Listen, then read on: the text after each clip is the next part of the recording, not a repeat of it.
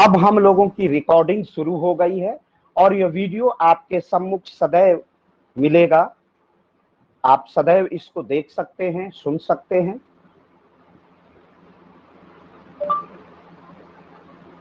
America में न्यायिक पुनर्विलोकन की शक्तियों की विवेचना कीजिए। अमेरिका में न्यायिक पुनर्विलोकन की शक्ति की विवेचना कीजिए।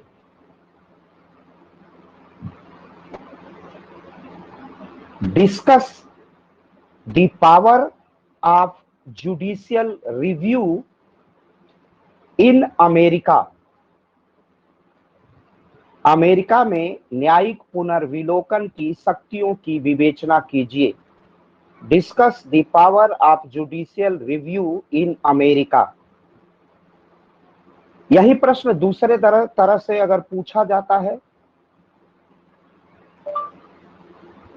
संयुक्त राज्य अमेरिका के संविधान में न्यायिक पुनर्विलोकन की शक्ति के महत्व की विवेचना कीजिए। संयुक्त राज्य अमेरिका में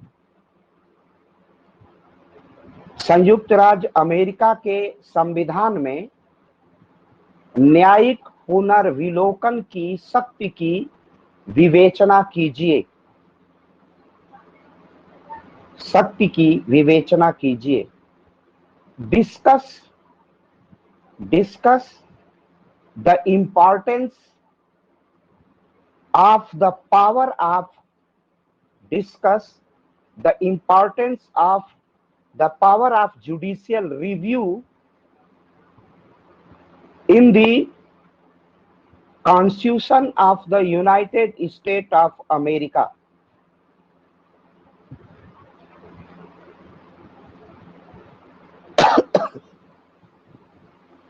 यही प्रश्न दूसरे तरीके से पूछा जाता है, अथवा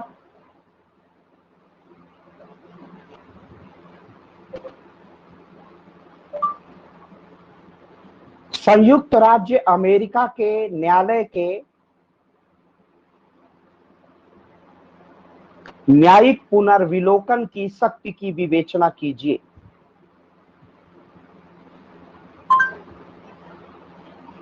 संयुक्त राज्य अमेरिका के संयुक्त राज्य अमेरिका के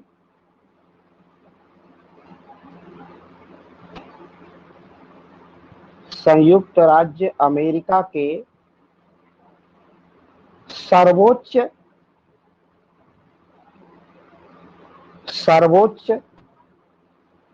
संघीय न्यायालय के संयुक्त राज्य अमेरिका के सर्वोच्च संघीय न्यायालय के न्यायिक पुनर्विलोकन की शक्ति की विवेचना कीजिए। बेटा, जब भी टीचमेंट पर आप पढ़ने बैठिए तो आप अपना पेन और कॉपी अपने साथ रखिए। Discuss the power of judicial review. Discuss the power of judicial review of the supreme federal court of the Supreme Federal Court of the United States of America। Discuss the power of judicial review of the Supreme Federal Court of the United States of America। कुल मिला के इतने प्रकार से प्रश्न पूछे जाते हैं जुडिशियल रिव्यू पर, और इस प्रकार जुडिशियल रिव्यू पर जो भी प्रश्न होगा वह उसका उत्तर इसी प्रकार दिया जाएगा। मैं लिखित सामग्री भी आपको भेज दूंगा, लेकिन पहले न्यायिक पुनर्विलोकन के अधिकार को समझिए कि क्या है न्यायिक पुनर्विलोकन। न्यायिक पुनर्विलोकन का जो अधिकार है, न्यायिक पुनर्विलोकन अमेरिका में किस प्रकार हुआ। न्यायिक पुनर्विलोकन की शक्ति अमेरिका के मूल संविधान में इस बात का उल्लेख नहीं था। जब फिलाडेल्फिया नगर में बैठ करके अमेरिकी संविधान का निर्माण अमेरिकी 50 राज्यों के प्रतिनिधि कर रहे थे, तो उस समय इस प्रकार का कोई प्राविधान नहीं था। संविधान में भी इसका कोई स्थान नहीं था। संविधान में इसकी व्याख्या नहीं की गई थी। तो इस प्रश्न को हम लोग ऐसे लिखेंगे कि न्यायिक पुनर्विलोकन की शक्ति अमेरिकी संविधान में मौलिक रूप से विद्यमान नहीं थी। सर्वोच्च अमेरिका के संविधान में न्यायिक पुनर्विलोकन की शक्ति मौलिक रूप से विद्यमान नहीं थी। अमेरिका के सर्वोच्च संघीय न्यायालय ने, ये सुनते रहिए, समझते रहिए, अमेरिका के सर्वोच्च संघीय न्यायालय ने मार्बरी बनाम मेडिसिन के बाद से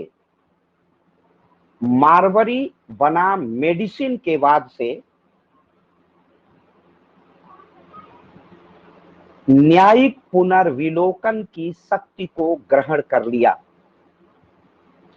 न्यायिक पुनर्विलोकन की शक्ति को ग्रहण कर लिया। यह 1803 में न्यायिक पुनर्विलोकन की शक्ति को ग्रहण कर लिया। इसमें हुआ यह था कि 1801 की ये घटना है। राष्ट्रपति एडम्स ने मार्बरी नामक न्यायाधीश को कोलंबिया जिले का न्यायाधीश, जस्टिस ऑफ पीस नियुक्त किया था। राष्ट्रपति, एक बार पुनः सुनिए, यह 1801 की घटना है और राष्ट्रपति एडम ने मार्बरी नामक जज को कोलंबिया जिले का, जस्टिस ऑफ पीस जिले का न्यायाधिकारी नियुक्त किया था या न्यायाधीश नियुक्त किया था। यह बात है 1801 में। 1801 में राष्ट्रपति एडम्स ने मार्बरी नामक न्यायाधीश को, राष्ट्रपति एडम्स ने मार्बरी को कोलंबिया का न्यायाधीश नियुक्त किया था। इसी बीच सरकार में सत्ता का परिवर्तन होता है, राष्ट्रपति के चुनाव होते हैं और राष्ट्रपति एडम्स की जगह चुनाव चुनकर के जो नए राष्ट्रपति आते हैं वह है राष्ट्रपति जेफरसन। और राष्ट्रपति जेफरसन के विधि मंत्री अथवा न्याय मंत्री, लॉ मिनिस्टर बनते हैं मेडिसिन। लॉ मिनिस्टर का नाम था मेडिसिन। और राष्ट्रपति एडम्स ने मार्बरी को कोलंबिया का न्यायाधीश नियुक्त कर दिया था। सत्ता का परिवर्तन होता है और राष्ट्रपति नए जो चुनकर आते हैं वो जेफरसन होते हैं और जेफरसन के विधि मंत्री, law minister, minister of law बनते हैं मेडिसिन। अब एक बार राष्ट्रपति एडम्स ने राज्याज्ञा जारी कर दी, ऑर्डिनेंस जारी कर दिया था कि मार्बरी कोलंबिया राज्य के न्यायाधीश नियुक्त किए जाते हैं। ऑर्डिनेंस, अधिसूचना जारी हो गई, राजपत्र में इसका प्रकाशन हो गया और इसी बीच सत्ता का परिवर्तन हो जाता है और राष्ट्रपति नए बनते हैं जेफरसन और उनके विधि मंत्री होते हैं मेडिसिन। अब जो नए राष्ट्रपति हैं जेफरसन और उनके जो विधि मंत्री हैं मेडिसिन, ये दोनों लोग पुनः कोई नियुक्ति पत्र जारी नहीं करते हैं कि मार्बरी महोदय जा करके कोलंबिया राज्य के न्यायाधीश के पद को ग्रहण करें, क्योंकि राष्ट्रपति एडम्स ने मार्बरी को कोलंबिया का न्यायाधीश नियुक्त कर दिया था। सत्ता का परिवर्तन होता है, राष्ट्रपति जेफरसन आ जाते हैं, उनके विधि मंत्री मेडिसिन आ जाते हैं और इन दोनों लोगों ने, नई सरकार ने पुनः कोई अधिसूचना या उनका शपथ ग्रहण नहीं कराया। इससे क्षुब्ध होकर न्याय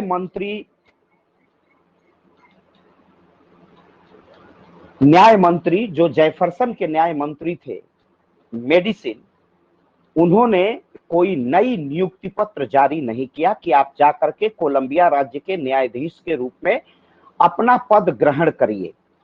ऐसी कोई अधिसूचना, ऐसा कोई विचार नई सरकार ने निर्गत नहीं किया। इसी और जो 1789 की जो सर्वोच्च संघीय न्यायालय की स्थापना हुई थी, जो अमेरिका का संविधान बना था, उसमें यह परंपरा थी कि राष्ट्रपति जिसको न्यायाधीश नियुक्त कर देता है, वह न्यायाधीश ही वहां का वही अंतिम नियुक्ति है। और राष्ट्रपति द्वारा कोई नियुक्त, अगर एक बार उसकी नियुक्ति का आदेश जारी हो गया है तो उस आदेश को रोका नहीं जा सकता है। और ये प्रक्रिया अपनाई नहीं गई। राष्ट्रपति एडम्स ने मार्बरी को जज बना दिया, लेकिन राष्ट्रपति जेफरसन और उनके विधि मंत्री मेडिसिन ने किसी प्रकार का नया आदेश जारी नहीं किया कि पिछले राष्ट्रपति ने मार्बरी को न्यायाधीश नियुक्त किया है कोलंबिया का। अब यहां समझने की चीज ये है कि राष्ट्रपति कोई व्यक्ति नहीं है, राष्ट्रपति एक पद है और राष्ट्रपति अपने पद के उन्हीं कर्तव्यों का निर्वहन करता है जिस प्रकार की ड्यूटीज और जिस प्रकार के राइट, जिस प्रकार के कर्तव्य और अधिकार अमेरिका के संविधान में राष्ट्रपति को दिया गया है। अब इसी बीच राष्ट्रपति एडम्स ने मार्बरी को न्यायाधीश नियुक्त किया, सरकार बदली, राष्ट्रपति जेफरसन आए और उनके विधि मंत्री बने मेडिसिन। इस नई सरकार ने पुरानी सरकार के द्वारा नियुक्त जज को नियुक्ति पत्र का आदेश जारी नहीं किया या उनकी नियुक्ति नहीं की कोलंबिया नगर में। इसी से जो जज थे मार्बरी, वह अपनी इस बात को न्यायालय में लेके चले गए, सर्वोच्च संघीय न्यायालय में, कि महोदय आप एक विशिष्ट परमादेश जारी करिए, एक मैंडेमस जारी करिए। मैंडेमस माने होता है परम आदेश, आदेशों से भी ऊपर आदेश, और अमेरिका के राष्ट्रपति के भी ऊपर अगर कोई शक्ति है तो अमेरिका का सर्वोच्च संघीय न्यायालय। सर्वोच्च संघीय न्यायालय में मार्बरी महोदय जो जज नियुक्त थे, एक याचिका प्रस्तुत की, एक प्रार्थना पत्र प्रस्तुत किया सर्वोच्च संघीय न्यायालय के सम्मुख और कहा कि राष्ट्रपति एक पद होता है और उस जीते हुए राष्ट्रपति ने अगर किसी व्यक्ति को नियुक्त कर दिया है तो उस पर किसी प्रकार की बहस नहीं हो सकती, किसी प्रकार की चर्चा नहीं हो सकती, क्योंकि राष्ट्रपति जनता के प्रत्यक्ष मत से निर्वाचित कार्यपालिका का सर्वोच्च प्रधान है। 1789 के न्यायपालिका अधिनियम में व्यवस्था की गई थी कि प्रशासनिक अधिकारियों के परामर्श दिए जाने हेतु सर्वोच्च न्यायालय में प्रार्थना की जा सकती है।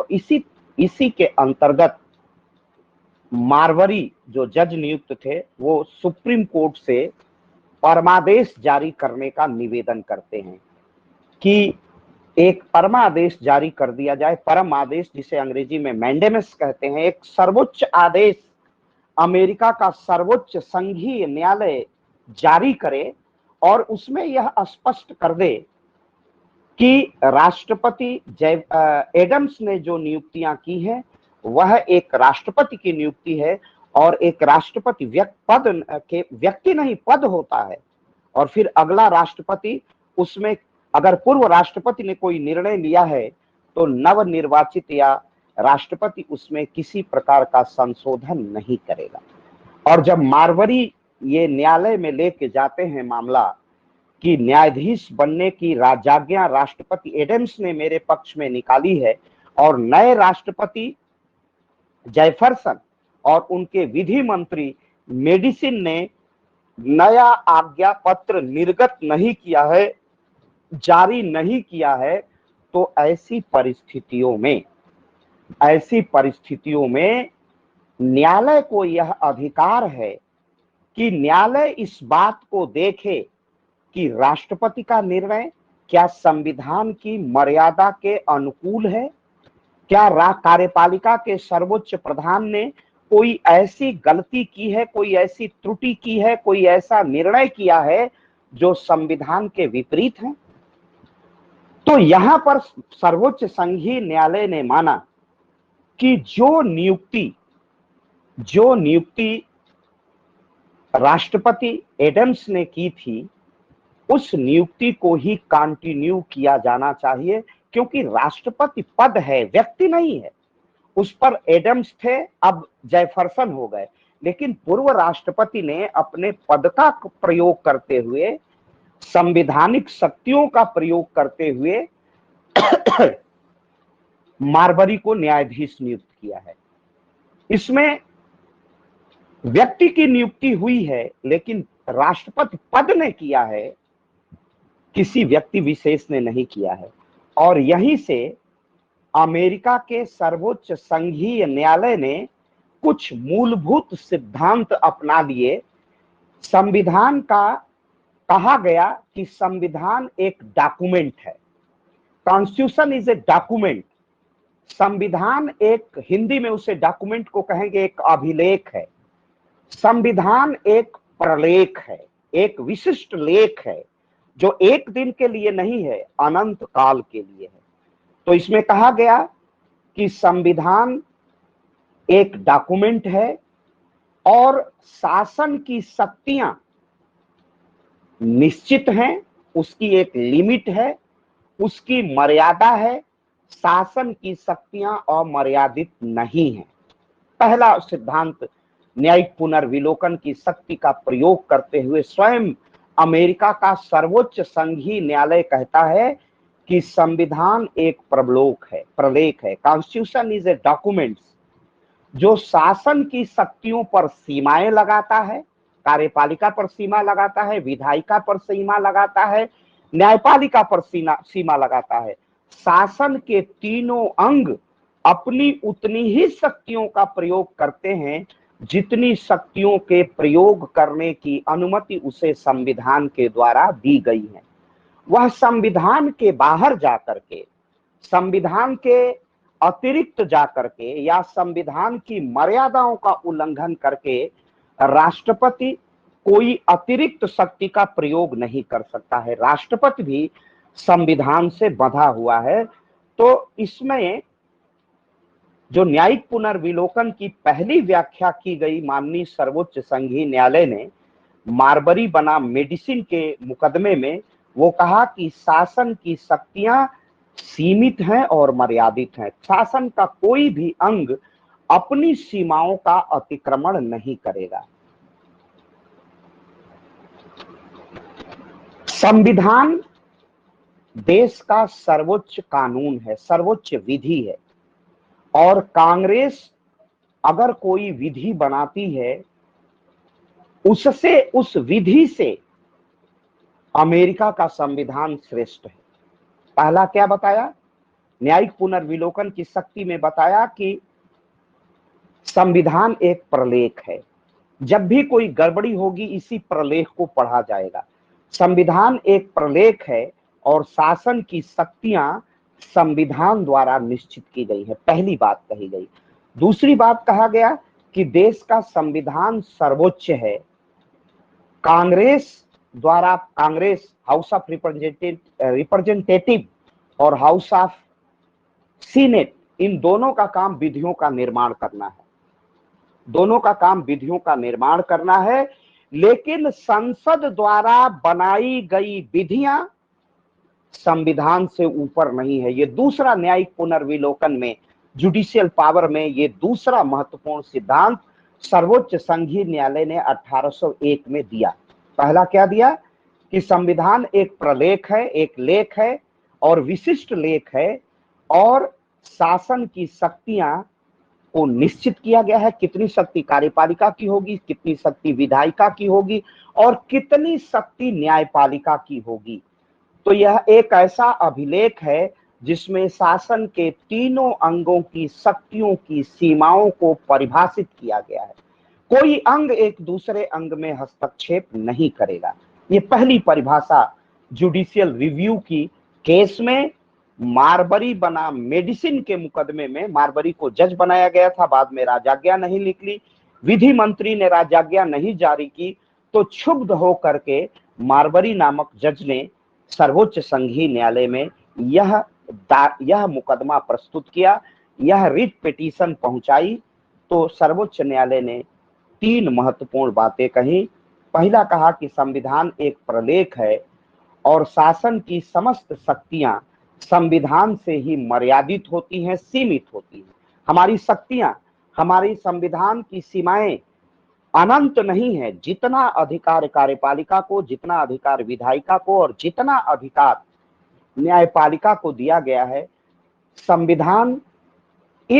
संविधान द्वारा दी गई शक्तियों के अनुसार ही यह शासन के तीनों अंग अपना कार्य करेंगे, इसके अतिरिक्त कोई कार्य नहीं करेंगे। तो ये पहली परिभाषा की गई। दूसरा कहा गया कि देश का संविधान कांग्रेस द्वारा बनाई गई विधियों से श्रेष्ठ है। और तीसरी बात कहा गया कि अगर न्यायालय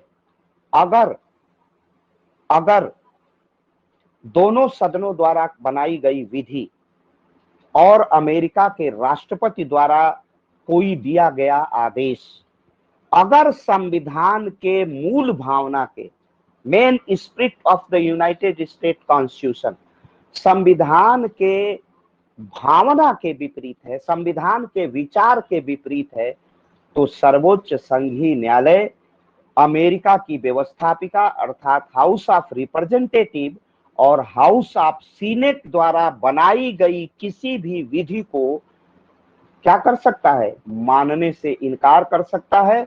और बनाई गई विधि को माननीय सर्वोच्च न्यायालय शून्य घोषित कर सकता है। माननीय सर्वोच्च न्यायालय ऐसे किसी भी इसे असंवैधानिक घोषित कर सकता है। और यहीं से संयुक्त राज्य अमेरिका में न्यायिक पुनर्विलोकन की शक्ति का आरंभ होता है। और ये शक्ति क्या थी? 3 शक्तियां, 3 परिभाषाएं माननीय सर्वोच्च अमेरिकी न्यायालय ने निर्धारित किया। पहला कहा कि संविधान एक लेख है और इसीलिए यह सरकार के तीनों अंगों की शक्तियों पर अंकुश लगाता है, सरकार के तीनों अंगों की शक्तियों को मर्यादा में रखता है, अपने अधिक शक्तियों का प्रयोग यह नहीं कर पाते हैं। तो ये दूसरी बात थी।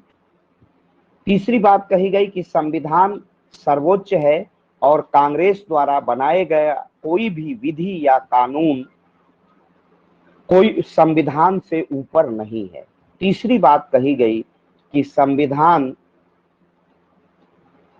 में तीसरी बात कही गई कि अगर कोई विषय संविधान के मूल भावना के विपरीत है तो इसे अवैध या शून्य किया जाता है। संसद द्वारा बनाई गई कोई भी विधि अगर संविधान के विपरीत है तो ऐसी विधि को माननीय सर्वोच्च संघीय न्यायालय वाइड कर सकता है, वाइडेबल कर सकता है, असंवैधानिक कर सकता है। इसलिए न्यायिक पुनर्विलोकन की यही परिभाषा है जो आपको बताई कि अगर वह संविधान के विपरीत कोई ऐसी विधि का निर्माण या ऐसे संवैधानिक संशोधन कर देता है तो न्यायालय उसे अवैध घोषित कर सकता है। ये न्यायपालिका के मील अमेरिका में सर्वोच्च संघीय न्यायालय के लिए यह मील का पत्थर है। और दुनिया में, विश्व में जितने राज्य हैं वे सभी राज्य न्यायिक पुनर्विलोकन की, वहां के संविधान में वहां की न्यायपालिका न्यायिक पुनर्विलोकन की शक्ति को ग्रहण करना चाहती है। और अमेरिका में न्यायिक पुनर्विलोकन की शक्ति अमेरिका के राष्ट्रपति, अमेरिका के सर्वोच्च संघीय न्यायालय, जो ये सर्वोच्च शक्ति है न्यायिक पुनर्विलोकन की, जिसके मैंने 3 आधार बताए। संविधान एक प्रलेख है, यह एक दिन के लिए नहीं अनंत काल के लिए है, और शासन के तीनों अंगों की शक्तियां संविधान से ही प्राप्त होती हैं। दूसरा कहा गया कि संसद द्वारा बनाया गया कोई भी कानून, कांग्रेस द्वारा बनाई गई कोई भी विधि, कांग्रेस द्वारा कोई बनाई गई विधि संसद के कानूनों से ऊपर नहीं है। और तीसरी बात कहा गया कि संविधान के अगर कोई ऐसा राष्ट्रपति का आदेश या दोनों सदनों द्वारा पारित कोई ऐसा विधेयक है जो संविधान के विपरीत है, संविधान के भावना के विपरीत है, तो जब ऐसी स्थिति आएगी तो इसी को हम कहते हैं न्यायिक पुनर्विलोकन की शक्ति। और अमेरिका के सर्वोच्च संघीय न्यायालय ने न्यायिक पुनर्विलोकन की शक्ति को क्या कर लिया, ग्रहण कर लिया।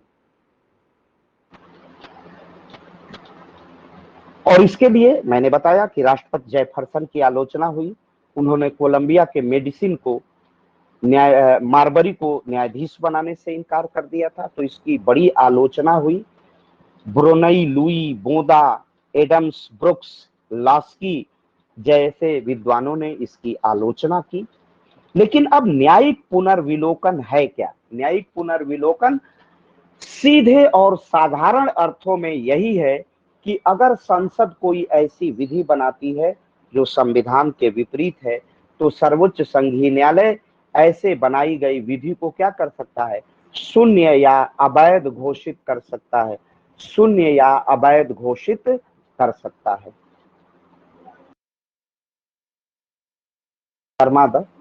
तो न्यायपालिका अगर संसद द्वारा बनाई गई, माने संसद वहां की कांग्रेस है, उसके व्यवस्थापिका को कांग्रेस कहते हैं, तो न्यायिक पुनर्विलोकन की शक्ति है कि अमेरिका का सर्वोच्च संघीय न्यायालय अगर अमेरिकी कांग्रेस द्वारा बनाई गई किसी विधि को ऐसा समझता है कि वह अमेरिका के संविधान के विपरीत है, तो उसे अवैध घोषित कर सकता है।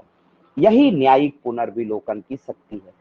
इसका दूसरा आधार क्या है कि अगर कहीं अमेरिका का राष्ट्रपति कोई ऐसा काम करता है, ऐसी विधियों का निर्माण करता है, ऐसा अध्यादेश जारी करता है जो संविधान के विपरीत है, तो राष्ट्रपति के ऐसे आधार को भी क्या कर सकता है, सर्वोच्च संघीय न्यायालय शून्य घोषित कर सकता है। न्यायिक पुनर्विलोकन की ये महत्वपूर्ण विशेषताएं हैं। सबसे जो न्यायिक पुनर्विलोकन की जो महत्वपूर्ण विशेषता है कि न्यायिक पुनर्विलोकन का कोई संवैधानिक आधार नहीं है। न्यायिक पुनर्विलोकन भारत में के संविधान में इसकी चर्चा की गई है, लेकिन संयुक्त राज्य अमेरिका में न्यायिक पुनर्विलोकन की शक्ति का उल्लेख अमेरिका के संविधान में नहीं किया गया है। उसका कोई कॉन्स्टिट्यूशनल बेस नहीं है। No constitutional basis of judicial review, उसके लिए कोई कॉन्स्टिट्यूशनल आधार नहीं था। और इस आधार पर इसकी आलोचना की जाती है कि अमेरिका में न्यायिक पुनर्विलोकन की शक्ति संविधान में मौलिक रूप से नहीं थी, यह तो सर्वोच्च संघीय न्यायालय ने बाद में ग्रहण कर ली है। तो यह है न्यायिक पुनर्विलोकन। दूसरी इसकी आलोचना की जाती है कि सर्वोच्च न्यायालय के निर्णय कभी कभी राजनीति से प्रेरित होते हैं, ऐसा आलोचना की जाती है। आपको न्यायिक पुनर्विलोकन की शक्ति मैंने बता दी। और न्यायिक पुनर्विलोकन की शक्ति कैसे आई, ये कहानी आपको याद है। राष्ट्रपति एडम्स ने मार्बरी को जज नियुक्त किया कोलंबिया को। उसके बाद राष्ट्रपति जेफरसन आए और उनके विधि मंत्री आए मेडिसिन ने नई राजाज्ञा जारी नहीं की, तो मार्बरी कहां चले गए, सर्वोच्च संघीय न्यायालय। और सर्वोच्च संघीय न्यायालय ने 3 चीजें परिभाषित की। संविधान एक प्रलेख है और शासन के तीनों अंग इसी से अपनी शक्ति ग्रहण करते हैं। संविधान देश का सर्वोच्च कानून विधि है और वह कांग्रेस द्वारा बनाई गई विधियों से ऊपर उसकी स्थिति है।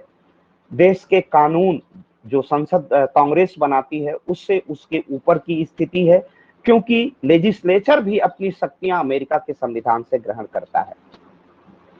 और तीसरा उसमें निर्धारित किया कि राष्ट्रपति का कोई आदेश और संसद कांग्रेस द्वारा बनाई गई कोई विधि अगर संविधान के विपरीत है तो सर्वोच्च संघीय न्यायालय ऐसे संविधान को क्या कर सकता है?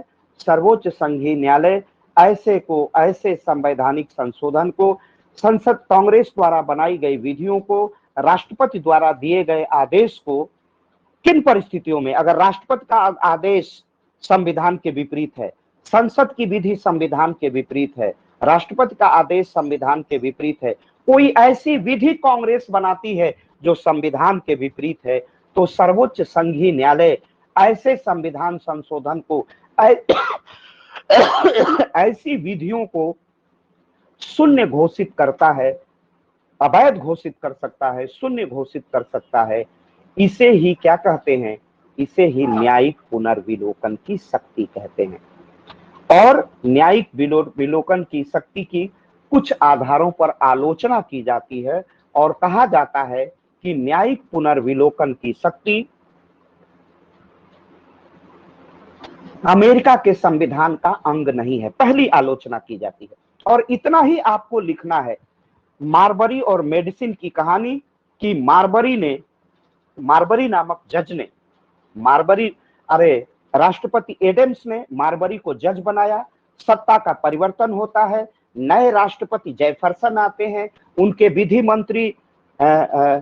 विधि मंत्री मेडिसिन आते हैं, मेडिसिन नई नियुक्ति पत्र जारी नहीं करते हैं। इसके विपरीत सर्वोच्च संघीय न्यायालय में न्यायमूर्ति जस्टिस मार्बरी जाते हैं, सर्वोच्च संघीय न्यायालय का दरवाजा खटखटाते हैं और उसमें निर्णय होता है कि संविधान एक प्रलेख है और सारी संविधान के तीनों अंग इसी से शक्तियां ग्रहण करते हैं। संविधान विधियों से ऊपर है, कांग्रेस द्वारा बनाई गई विधियों से ऊपर की स्थिति है, और अगर राष्ट्रपति का आदेश, संविधान का संशोधन और कांग्रेस द्वारा बनाई गई कोई विधि अगर संविधान के विपरीत है तो सर्वोच्च संघीय न्यायालय इसे अवैध कर देता है। सर्वोच्च संघीय न्यायालय के इसी शक्ति को न्यायिक पुनर्विलोकन की शक्ति कहा जाता है। ये हो गया आपकी व्याख्या कि यही है न्यायिक पुनर्विलोकन की शक्ति। और इसके बाद न्यायिक पुनर्विलोकन की कतिपय आधारों पर आलोचना की जाती है। आलोचना करते हुए कहा गया, क्रिटिसिज्म ऑफ जुडिशियल रिव्यू करते हुए कहा गया कि न्यायिक पुनर्विलोकन का कोई संवैधानिक आधार नहीं है। No constitutional basis of the judicial review, इसका कोई संवैधानिक आधार नहीं है। पहली आलोचना की गई और कहा गया कि जो अमेरिका का 1789 में मूल संविधान बनता है उसमें न्यायिक पुनर्विलोकन की शक्ति का उल्लेख नहीं किया गया है। पहली आलोचना की गई। और ये सब हम लोग जानते हैं कि जब हम फिलाडेल्फिया में 1789 में संविधान बन रहा था तो प्रारंभिक संविधान में इस शक्ति को न्यायपालिका को, सर्वोच्च संघीय न्यायालय को नहीं दिया गया था। अगर मार्बरी और मेडिसिन का मुकदमा नहीं होता, जज मार्बरी सर्वोच्च संघीय न्यायालय नहीं जाते, तो न्यायपालिका के पास जुडिशियल रिव्यू या न्यायिक पुनर्विलोकन की शक्ति कभी नहीं आती। यह उसी मुकदमे से आया। तो न्यायिक पुनर्विलोकन का कोई संवैधानिक आधार नहीं है, मूल संविधान में इसका कोई उल्लेख नहीं है। दूसरी आलोचना की जाती है, यद्यपि इस आलोचना में दम नहीं है, कि सर्वोच्च संघीय न्यायालय जो निर्णय लेता है वह राजनीति से प्रेरित होता है। लेकिन वास्तविकता यह है कि सर्वोच्च संघीय न्यायालय का कोई भी निर्णय राजनीति से प्रेरित नहीं होता है। क्यों नहीं होता है? जब हम लोग अमेरिकी संविधान की विशेषताओं को पढ़ रहे थे तो अमेरिकी संविधान की विशेषताओं में आप लोगों ने पढ़ा कि अमेरिकी न्यायपालिका फ्री है और फेयर है, वह स्वतंत्र है और निष्पक्ष है। तो एक शक्तिशाली न्यायपालिका की स्थापना कहाँ की गई? संयुक्त राज्य अमेरिका में। और जहां भी न्यायपालिका शक्तिशाली होती है वह अपने बदौलत होती है। और आप सबको ज्ञात है, और अभी अभी ऊपर हम लोगों ने चर्चा की, जो मारबरी बनाम मेडिसिन की फाइंडिंग थी, जो मारबरी बनाम मेडिसिन के मुकदमे का सार तत्व था, वो 3 चीज था। संविधान एक प्रलेख है, संविधान के तीनों अंग उसी से शक्तियां ग्रहण करते हैं। संविधान की स्थिति कांग्रेस द्वारा बनाई गई विधियों से ऊपर है। और तीसरी बात कही गई कि राष्ट्रपति का कोई आदेश और संसद द्वारा बनाई गई कोई विधि या संसद के द्वारा, कांग्रेस के द्वारा किया गया कोई संविधान संशोधन अगर संविधान के भावना के विपरीत है तो वह शून्य घोषित हो जाएगा। ये है अपनी फाइंडिंग, अपनी स्थिति सर्वोच्च संघीय न्यायालय ने न्यायिक पुनर्विलोकन की शक्ति में स्पष्ट की।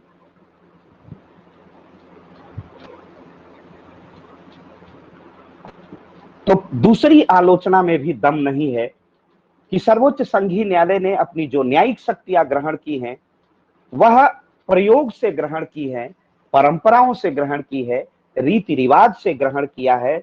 यह राजनीति के कारण ऐसा सर्वोच्च संघीय न्यायालय ने नहीं किया है, बल्कि यह स्वतः संज्ञान लेते हो, जिसे अंग्रेजी में सुमोटो कहते हैं, कि हमारी न्यायपालिका के पास क्या क्या शक्ति होनी चाहिए। और अभी जब हम लोग आपकी कक्षाओं में डिस्कस कर रहे थे तो उसमें एक टॉपिक हम लोग डिस्कस कर रहे थे साइलेंट फीचर का, कि वहां संतुलन, शक्ति और संतुलन का सिद्धांत पाया जाता है, चेक एंड बैलेंस। तो वहां पर एक समन्वय की स्थिति पाई जाती है। तो इस आलोचना में भी कोई विशेष दम नहीं है, क्योंकि न्यायपालिका का आधार राजनीति नहीं है।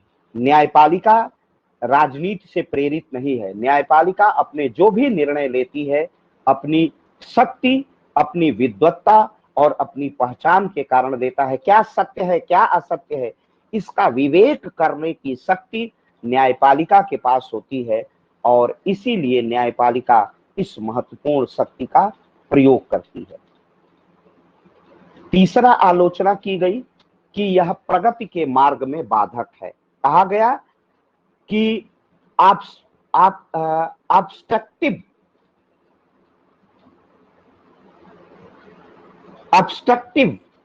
या डिस्ट्रॉय है प्रोग्रेसिवनेस का। यह प्रगति का, यह बैरियर ऑफ डेवलपमेंट है, यह प्रगति का बाधक है। लेकिन वास्तविकता में देखें तो यह प्रगति का बाधक नहीं है। शक्ति जिसके पास होती है वह शक्ति का अनावश्यक रूप से उपयोग करने लगता है, चाहे वह कार्यपालिका हो या न्यायपालिका, कार्यपालिका हो अथवा विधायिका। और जबकि आप सबको ज्ञात है, बार बार इस मुकदमे में कहा गया, मारबरी और बनाम मेडिसिन में, कि जो शक्तियां ग्रहण करता है शासन का तीनों अंग, कार्यपालिका, विधायिका और न्यायपालिका, उसका आधार अमेरिका का संविधान है। इसलिए यह प्रगति का बाधक नहीं है, यह प्रगति में सहायक है, क्योंकि कई ऐसे एक्ट अमेरिका में, अमेरिकी कांग्रेस में बने, संविधान संशोधन की बात नहीं कर रहा, कई ऐसे एक्ट अमेरिका में बने जो किसानों के हित में नहीं थे, अमेरिका किसानों के हित में नहीं थे। तो उनको जुडिशियल रिव्यू के द्वारा उन विधियों को शून्य घोषित कर दिया गया, उन विधियों को समाप्त कर दिया सर्वोच्च संघीय न्यायालय ने। तो सर्वोच्च न्यायालय, संघीय न्यायालय के इस आरोप में दम नहीं है कि सर्वोच्च संघीय न्यायालय प्रगति का बाधक है। एक आरोप यह भी लगाया जाता है कि विधियां बनाने का अधिकार कांग्रेस को है, शासन चलाने का अधिकार एजुकेटिव कार्यपालिका को है, विधि निर्माण का अधिकार, संविधान में संशोधन करने का अधिकार व्यवस्थापिका या लेजिस्लेचर या विधायिका को है। लेकिन बेटा माइक ऑफ करिए, किसी का माइक ऑन है, आप कर लीजिए बेटा, तो हमको पढ़ाने में सुविधा होगी।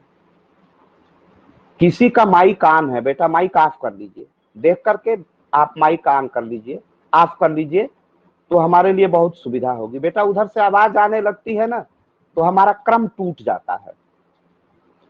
आप स्वयं समझदार हैं कि कैसे हम लोग ठीक ढंग से पढ़ें, कोर्सेज को पूरा करें। तो इस आरोप में भी दम नहीं है कि यह प्रगति का बाधक है, बल्कि यह तो संसद की शक्तियों पर, राष्ट्रपति की शक्तियों को निश्चित करता है, मर्यादित करता है, उस पर लिमिट्स लगाता है और उनके मनमानेपन को रोक देता है। तो यह प्रगति का बाधक नहीं है। एक आरोप लगाया जाता है कि अमेरिका में 2 सदन हैं, कांग्रेस के 2, व्यवस्थापिका का नाम वहां कांग्रेस है, उसके 2 सदन हैं, हाउस ऑफ सीनेट और हाउस ऑफ रिप्रेजेंटेटिव। लेकिन न्यायिक पुनर्विलोकन की शक्ति को ग्रहण करके, किस मुकदमे से?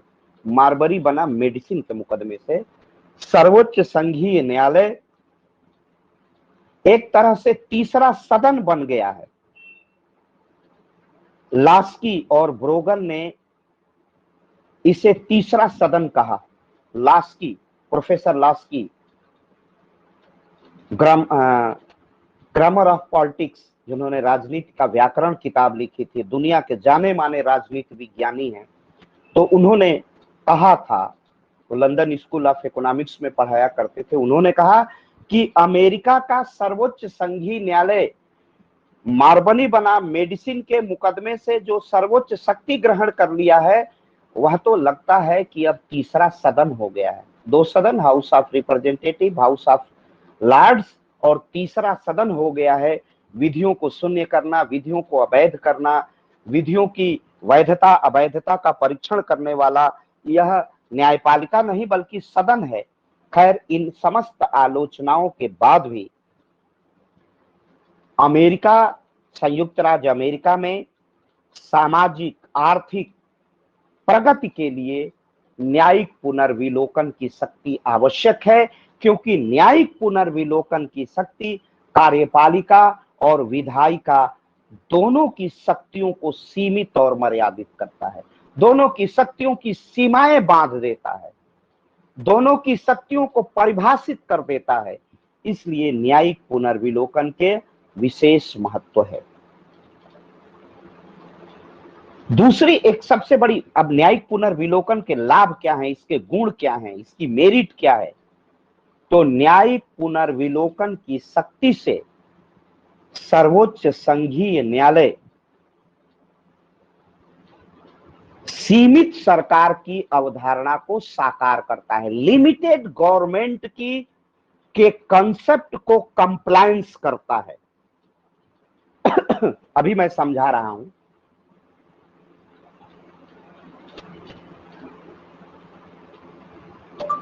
न्यायिक पुनर्विलोकन की शक्ति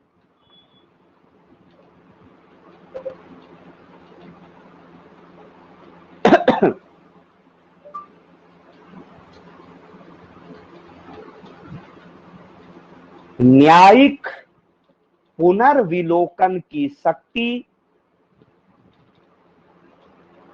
सीमित सरकार की अवधारणा को साकार करता है।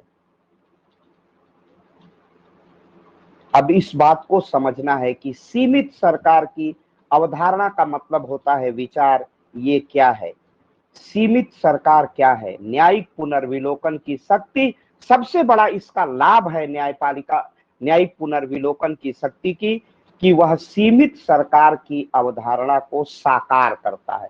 सीमित सरकार की अवधारणा क्या है, मैं एक उदाहरण से समझाऊंगा, आपको समझ में आ जाएगा। मेरी कक्षा टीचमेंट पर है, आप सब अपने घरों से जुड़े हुए हैं, पढ़ रहे हैं। अगर आपकी शक्ति पर और मेरी शक्ति पर सीमाएं नहीं हो, मेरी शक्ति क्या है कि मुझे कोर्स खत्म करना है, अपने विद्यार्थियों के ज्ञान में वृद्धि करनी है, तो हमारी शक्ति नैतिकता से सीमित है। टीचमेंट का अतिरिक्त क्लास का पैसा मिले न मिले महत्वपूर्ण नहीं है, यह हमारी नीति है, हमारी नैतिकता है, यही हमारी मर्यादा है, यही हमारी सीमा है कि हम सेल्फ डिटर्मिनेशन से, अपनी आत्मा के आवाज से अपने को सीमित करते हैं। सीमित क्या करते हैं कि हमारा कार्य है विद्यार्थियों को पढ़ाना और वो हल हाल में पूरा करेंगे। तो कोई सरकार अच्छी वही मानी जाती है जो सीमित होती है। कैसे सीमित होती है? संविधान से। कोई भी शक्ति, संविधान के तीनों अंगों की शक्तियां कौन देता है? संविधान, अमेरिका का संविधान देता है। और इस सीमित, लिमिटेड पावर का, सीमित सरकार, उसी को मर्यादित सरकार कहते हैं, लिमिट्स वाली। The power of judicial review embodies the concept of limited government। Limited government उसे कहते हैं कि शासन के तीनों अंग अपनी अपनी सीमाओं में रहते हैं। क्यों रहते हैं? उनकी सीमाओं को संविधान ने निर्धारित कर दिया है। और सबसे अच्छी सरकार वही मानी जाती है जो सीमित होती है।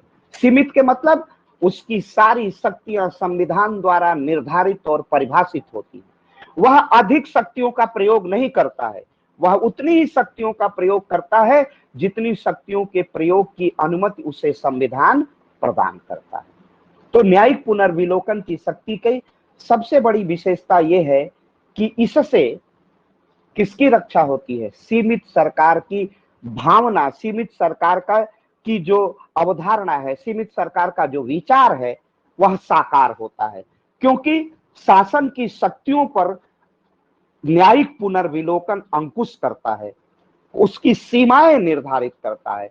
राष्ट्रपति की शक्तियां अनंत नहीं है, राष्ट्रपति की शक्तियां उतनी ही हैं जितनी शक्तियों के प्रयोग करने की अनुमति उसे अमेरिका के संविधान में दी गई है। वहां का विधायिका कांग्रेस, वहां की व्यवस्थापिका कांग्रेस, वहां का लेजिस्लेचर कांग्रेस अपनी असीमित शक्तियों का प्रयोग करके ऐसी विधि नहीं बना सकता है जो संविधान के विपरीत हो, संविधान के मौलिक भाव के विपरीत हो, अगेंस्ट ऑफ द कॉन्स्टिट्यूशन हो।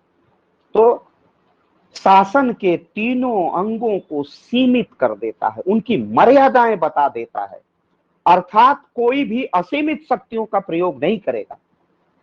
तो यह सीमित सरकार की अवधारणा को, इसी को कहते हैं कि अमेरिका में न्यायिक पुनर्विलोकन की शक्ति सीमित सरकार की अवधारणा को साकार करता है। इससे सीमित सरकार की अवधारणा अस्तित्व में आ जाती है और यही उसका आधार है। इसके बाद यह संघवाद की रक्षा करता है। आपको कक्षाओं में मैंने जब साइलेंट फीचर में आपको बता रहा था, तो एक शक्ति है संघ की, 50 राज्यों ने समझौता किया और समझौते के बाद 50 राज्यों ने समझौता किया, सारा संविधान लिखित किया और शक्तियों का बंटवारा कर दिया केंद्र, संघ और राज्य के बीच। संविधान ही बताता है कितनी शक्तियां संघ की है, कितनी शक्तियां राज्य की हैं, और बची हुई शक्तियों को किसको दे दिया गया? अमेरिका में राज्यों को दे दिया गया। सब मैंने आपको पढ़ाया है। तो यह संघवाद, अमेरिका के 50 राज्य भी बने रहें और अमेरिकी संघ जो उन्होंने मिलकर बनाया है वह भी बना रहे, और इसके लिए समय समय पर संविधान की व्याख्या करना, और राज्य में और संघ में, राज्यों और संघों में किसी प्रकार का कॉन्फ्लिक्ट होता है, किसी प्रकार का द्वंद्व होता है, किसी प्रकार की वैचारिक असहमति होती है, तो उस असहमति को समाप्त करने का दायित्व किस पर है? अमेरिका के सर्वोच्च संघीय न्यायालय पर। तो वहां की संघवाद की रक्षा, मैं बताता था ना कि अमेरिका का संविधान सहमति और समझौते का परिणाम है, और सहमति और समझौते की बात लिखित होती है, और न तो इस लिखित वक्तव्य से, उस संविधान से न तो राज्य पीछे हट सकते हैं और न तो संघ पीछे हटेगा। दोनों की शक्तियां निर्धारित कर दी गई हैं, परिभाषित कर दी गई हैं। और संघ क्या कहते हैं? जहां इकाइयां मिल जाएं तो संघ बन जाता है। तो एक तरफ अमेरिका का संघ और 50 राज्य, और एक तरफ अमेरिका का संघीय सरकार, इन दोनों के बीच रक्षा का, संरक्षण देने, परिभाषित करने और इनकी अपनी अपनी सीमाओं में रहने की सीख देने का काम सर्वोच्च संघीय न्यायालय द्वारा किया जाता है। इसलिए सर्वोच्च न्यायालय संघवाद का रक्षक है। इसलिए रक्षक है कि राज्य अपने अधिकारों के लिए केंद्र पर निर्भर नहीं करेंगे, केंद्र की इच्छा से नहीं। केंद्र मनमानी नहीं करेगा, राज्य भी मनमानी नहीं करेंगे। यह देखने का काम कौन करेगा? सर्वोच्च संघीय न्यायालय। और जब संघ बना रहेगा तो न्यायपालिका उसी संघ की रक्षा करने का दायित्व किस पर है? न्यायपालिका पर। और तो पहली, यह सीमित सरकार की धारणा का विकास करती है, और दूसरा यह संघवाद की रक्षा। सीमित सरकार में मुझे एक बात और कहनी है। सीमित सरकार का अर्थ मैंने बताया संविधान से बधी हुई शक्ति, और सीमित सरकार, जो सरकार सबसे कम शासन करती है वह सरकार उत्तम सरकार मानी जाती है। लेकिन ये आदर्श है, ये कल्पना है, ये गांधी की कल्पना है, और दुनिया के बड़े बड़े राजनीति शास्त्रियों की, राजनीति विज्ञानों की कल्पना है। क्योंकि माना जाता है, गांधी भी कहा करते थे कि अब हम स्वयं अनुशासित हो। आप जब जाते हैं तो धारा 144 लगी है, कानून का पालन करते हैं, आप सरकारी संपत्ति का तोड़फोड़ नहीं करते हैं। क्यों? क्योंकि आपकी आत्मा स्वयं उसकी इजाजत नहीं देती है। तो जहां पर नागरिक स्वयं अपने अनुशासन से कार्य करें, सरकार को बहुत ज्यादा हस्तक्षेप न करना पड़े, इसको भी सीमित सरकार कहा जाता है। सरकार कम काम करेगी, जनता अपने विवेक से कानूनों का पालन करेगी, मर्यादाओं का पालन करेगी, तो यही सीमित सरकार है। तो सीमित सरकार की अवधारणा को साकार रूप देता कौन है? न्यायिक पुनर्विलोकन की शक्ति। संघवाद की रक्षा कौन करता है? जुडिशियल रिव्यू की शक्ति। और तीसरे पर आते हैं कि नागरिकों के मौलिक अधिकारों की रक्षा इसी जुडिशियल रिव्यू के माध्यम से होती है। कई बार भारत में भी जुडिशियल रिव्यू हुआ, हम रात को सोए हैं, कोई जबरदस्ती जगा रहा है, सोने नहीं दे रहा है, तो सर्वोच्च न्यायालय, भारत के सर्वोच्च संघीय न्यायालय ने कहा कि सोने का अधिकार मौलिक अधिकार है। और यह सब चाहे अमेरिका में हो, भारत में हो, सर्वोच्च संघीय न्यायालय अपनी शक्तियां बढ़ाता है तो अपने न्यायिक पुनर्विलोकन की शक्ति के आधार पर ही अपनी शक्तियां बढ़ाता है। मैं आपसे कई बार चर्चा कर चुका हूं कि भारतीय संविधान में, संविधान के अनुच्छेद 124(1) में राष्ट्रीय न्यायिक नियुक्ति आयोग, नेशनल जुडिशियल अपॉइंटमेंट कमीशन बना था। उसको संविधान के मूल भावना के विपरीत मानते हुए माननीय सर्वोच्च न्यायालय ने, भारत के माननीय सर्वोच्च न्यायालय ने उस संविधान संशोधन को शून्य कर दिया था। तो इससे मौलिक अधिकारों की रक्षा होती है। आपके मौलिक अधिकार हैं, जैसे आप लोगों ने पेप्सी और कोक का नाम सुना होगा। भारत में भी बहुत पेप्सी और कोक की फैक्ट्रियां खुलने लगी थी, हम लोग पीते भी हैं उसको। पेय पदार्थ के रूप में पेप्सी है, थम्स अप है, कोक है, माजा है, फेंटा है, सब हम लोग पीते हैं। ये सब विदेशी, हिंदुस्तान लीवर से बनी हुई विदेश की कंपनियां हैं। तो इन कंपनियां भारत में भी लगी हैं। कहा जाता है कि केवल 5 रुपये या 2 रुपये लागत आती है इनको बनाने में, और पैकिंग में 5 रुपया, तो 7 रुपया, और बेचते हैं ये 100 रुपये लीटर। तो भारत की जनता को ये आर्थिक रूप से तो ठगते ही हैं। भारत की जनता का जहां जहां पर इनकी फैक्ट्रियां लगती हैं, वहां 500 फीट 1000 फीट बोर करते हैं और जलस्तर को वहां से समाप्त कर देते हैं। इस पर एक PIL दाखिल हुई सर्वोच्च न्यायालय में भारत में, और कहा गया कि ये हर नागरिक का जल पीने का अधिकार है, और जल में आर्सेनिक आ जाएगा, जल दूषित हो जाएगा, हमारा भूगर्भ जल समाप्त हो जाएगा, तो गांव के लोग खेतों की सिंचाई कैसे करेंगे, पीने का पानी कहां से लाएंगे। तो इस मौलिक अधिकार पर सुनवाई करते हुए, जुडिशियल रिव्यू की सुनवाई करते हुए, भारत में माननीय सर्वोच्च न्यायालय ने पेप्सी और थम्स अप को अपने प्लांट को चलाने के लिए इतना ज्यादा बोर करने से वंचित कर दिया। तो यह भारतीय संविधान, यह नागरिकों के स्वतंत्रता और मौलिक अधिकारों का रक्षक है, और इससे संविधान की अंतिम न्यायिक पुनर्विलोकन की शक्ति संविधान की रक्षा करता है। इससे प्रोटेक्शन ऑफ द कॉन्स्टिट्यूशन होता है। यह संविधान का रक्षक है, यह संविधान का गार्जियन है, यह संविधान का अभिभावक है। तो यही है न्यायिक पुनर्विलोकन की शक्ति का महत्व। यह सीमित सरकार की अवधारणा को साकार करता है, लिमिटेड जो गवर्नमेंट की अवधारणा है उसको साकार करता है। संघ की व्यवस्था को बनाए रखता है और संविधान को निरंतर गतिशील बनाए रखता है, इसी में और नागरिकों के मौलिक अधिकारों की रक्षा करता है। ये आपका एक प्रश्न पूरा हो गया और इसी पर मैं